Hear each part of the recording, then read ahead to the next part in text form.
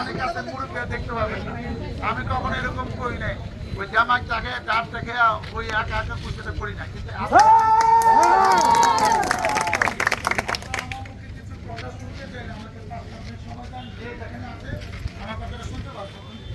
মন্ত্র না, আপনি আমার দেখবেন কেন আশেপাশের সামনের লোকগুলা দেখবেন, পিছনের লোকগুলা দেখতে পারবেন। সেই জন্য আমি এখানে উঠছি, আপনি এটা বেড়াতে বিষয়। আসসালামু আলাইকুম। আপনারা সবাই জানেন যে আমরা বিগত 5 তারিখে নতুন করে আমরা কিন্তু স্বাধীনতা অর্জন করব। বুঝতে পারেন যে নতুন করে স্বাধীনতা তাহলে 71 সালে কি হয়েছিল? 71 সালে আসল স্বাধীনতা ছিল, কিন্তু সেই স্বাধীনতার সুফলটা কি এটা ভোগ করতে করতে এই 15 বছর যে নির্যাতন আমরা আপনারা সবাই হজম করলাম, এখন এটা তো আর স্বাধীন রাষ্ট্র আমরা বলতে পারি না। পুলিশ যাকে ইচ্ছা তাকে ধরে নিতে পারে, পুলিশ যাকে ইচ্ছা তাকে গুলি করতে পারে। এর জন্য কি মুক্তিযুদ্ধের স্বাধীনতা করছিল না? মুক্তিযুদ্ধ মারা গেল কেন? এত মা বোনের নির্যাতন হলো কেন? আজকে দেখেন আল্লাহ তাআলা যে কি পারে সেটা আমরা বিশ্বাস করতাম, আমরা অনেকে দোয়া করছি, এবং 15 বছরে পুঞ্জীবিত ক্ষোভ এমন একটা অবস্থা তৈরি করলো, আমরা বিএনপি এবং আরো অনেক দল মিলে আন্দোলন সংগ্রাম করে কিন্তু আমরা কাজটা করতে পারিনি। আজকে যে তরুণ তাজা ছাত্ররা যা দেখাইলো, যেভাবে রক্ত দিল, এইটা এই জীবনে না দেখলে আমরা জানতাম না আন্দোলন কিভাবে করতে হয়, জীবন বাজি রেখে কিভাবে শহীদ হইতে হয়। আমরা এইসব গল্প মুরব্বীদের কাছে শুনছি, হুজুরদের কাছে বয়ান শুনছি, তারা শহীদের মর্যাদা পাইছে, শহীদ হয়েছে, হাজার হাজার লোক জীবন দিচ্ছে ইসলামকে প্রতিষ্ঠা করতে গিয়ে। কিন্তু আমরা আবার নিজে টিভি পর্দায়, ফেসবুকে পর্দায় দেখলাম যে কিভাবে এই বাচ্চারা যারা অনেক কিছু জানে না, কিন্তু যে আদর্শ নীতির জন্য নাম ছিল সেটা কিন্তু সফল করে ছাড়ছে। এখন একটা ইউনূসের নেতৃত্বে 17 জনের একটা টিম অলরেডি শপথ নিছে, একটা নির্দিষ্ট সময় পরে নির্বাচন হবে। যারা এত কিছু করছে, শেখ হাসিনা তো পলাইছে, আওয়ামী লীগের নেতা কর্মীদের খুঁজে পাওয়া যাচ্ছে না। শুধু এমপি নির্বাচন না, চেয়ারম্যান নির্বাচন, উপজেলা নির্বাচন, কোন নির্বাচন সুষ্ঠু হয় না। আপনার ভোট আপনি শান্তিতে দিতে পারবেন না, যাকে ইচ্ছে তাকে দিতে পারবেন না। এখন যখন ভোটটা লাগবে, তাহলে তো নেতারা নিজেদের বিশাল ক্ষমতা মনে করবো, কারণ তার তো ভোটই লাগে না। মানুষ 5 বছর পরে আশা করে যে ভোটের লেগে আমার কাছে চাইবো, তখন দেহম নেই। আপনার কাছে তো ভোটের লেগাই তো হয় না, তারা যা ইচ্ছে তাই করছে, এবং সেই বিচার কিন্তু তারা পাইছে। কিন্তু এই বিচারে আমরা আপনারা কেউ সন্তুষ্ট না। যারা আমাদের শত শত মামলা দিছে, যারা আমাদের রিমান্ডে নিয়ে পিটাইছে আমাকে আপনাকে, এখানে এমন কোন নেতা কর্মী নেই যার নামে মিথ্যা মামলা হয়নি। অনেক বিচারে রায় দিয়ে দিছে, অনেকে জেলে। এই যে আপনি আয়না ঘরের কাহিনী শুনেন, এটা কোন সভ্য দেশে হইতে পারে? 8 বছর 10 বছর ধরে সে ওইখানে আছে, তাকে নিচে স্বীকারও করে না। মানেটা কি? এরা কি বাংলাদেশি? এরা কি এই দেশে জন্মগ্রহণ করছে? আমাকে ধরে নিয়ে, যেমন আমার পরিবার জানবেন আমার কোথায় আছে, এরকম অনেক ঘটনা আছে। আমার একবার ধরে নিয়ে গেছে, 24 ঘন্টা পরে বলছে যে আমাদের কাছে আছে। মানেটা কি? তোমার এত কিছু জিজ্ঞাসাবাদ, তোমার এত ক্ষমতা, তুমি ইচ্ছা মতো ঘুষ খাইবা, যারা ইচ্ছা তারা তুমি তারা নিয়ে মেনে ফেলবা। এর নাম বাংলাদেশ না। এই বাংলাদেশের স্বাধীনতার যুদ্ধ হয় নাই। যাই হোক, যা আল্লাহ করছে, কিন্তু আল্লাহ বিচার তো করছে, এখন বাকি বিচার আইনগত ভাবে বাংলা মাটিতে হোক। সেটা আমি আপনি দেখে যেতে চান না? যে পুলিশে আমাদের মিথ্যা মামলা নিয়ে চর্চা করছে, জেলে রাখছে, আমরা সেই সব পুলিশ অফিসারকে দেখতে চাইছেন তারা জেলে 2, 4, 5, 10, 20 বছর থাকবে, তাইলে বুঝবে যে এই নির্যাতনের রহস্য কি।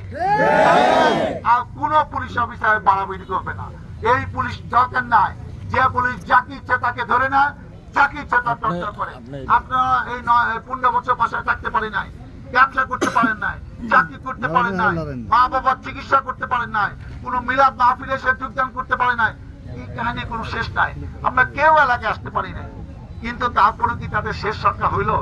যাদের লেগে আসে এত কিছু সাজানো বাগান সাজাইলো পুলিশ টুলিশ, এরা আজকে সেই পুলিশ থানায় থাকতে পারে না। সাভার থানায় কোনো পুলিশ নাই, আশুলিয়া থানায় কোনো পুলিশ নাই।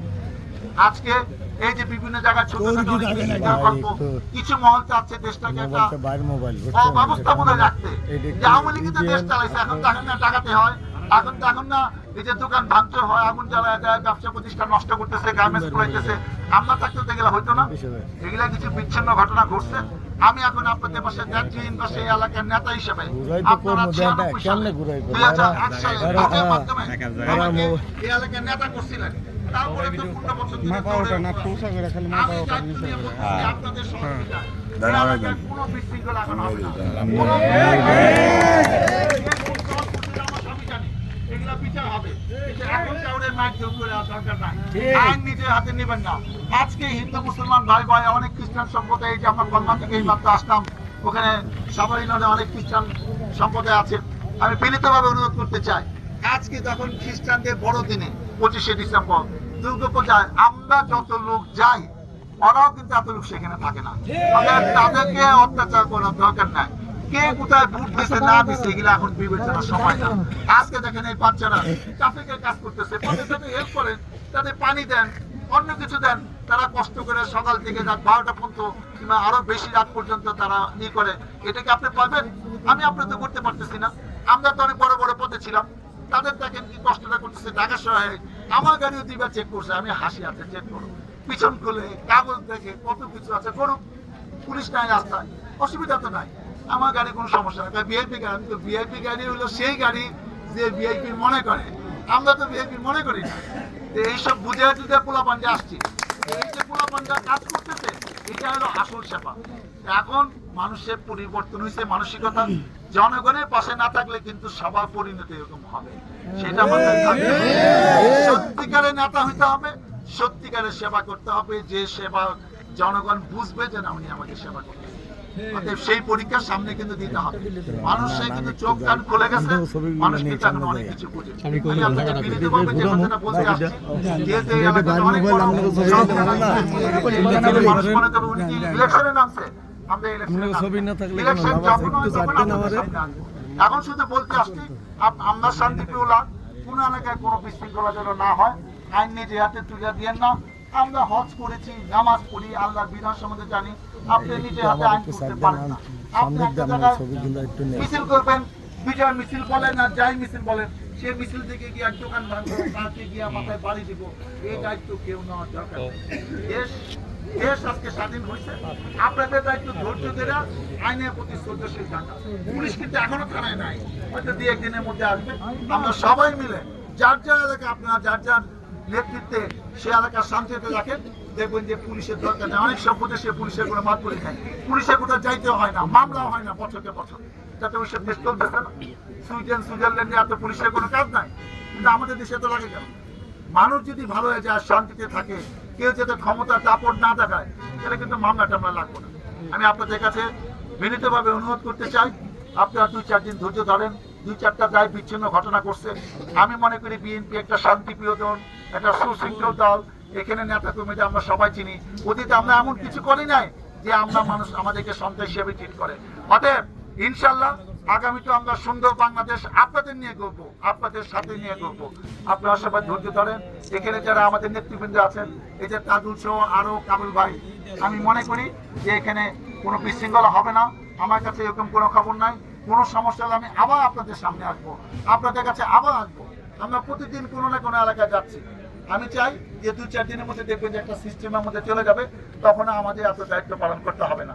কিন্তু এলাকার নেতা হিসাবে, সাবেক নেতা হিসাবে, একজন জনগণের মনোনীত প্রার্থী হিসাবে আমাদেরও দায়িত্ব আছে এই বিপদের সময় সবার পাশে থাকা, সবাইকে নিয়ে সুন্দর বাংলাদেশ, একটা ভালো বাংলাদেশ গড়া। আপনারা ভালো থাকেন, সুস্থ থাকেন। আল্লাহর কাছে আল্লাহ করছে, এখন বাংলাদেশে আইন তাদের বিচার করবে, সেটার জন্য অপেক্ষা করেন। আমি নিশ্চিত, আমি 100% শিওর, প্রত্যেকের বিচারে বাংলা মাটিতে 1% করতে হবে। আপনারা ভালো থাকেন, সুস্থ থাকেন। আপনাদেরকে সামনে নিয়ে আবার যেন আমরা ভালো কিছু করতে পারি, মহান আল্লাহ তাআলা আমাদের জন্য সেই তৌফিক দেন। আল্লাহ হাফেজ।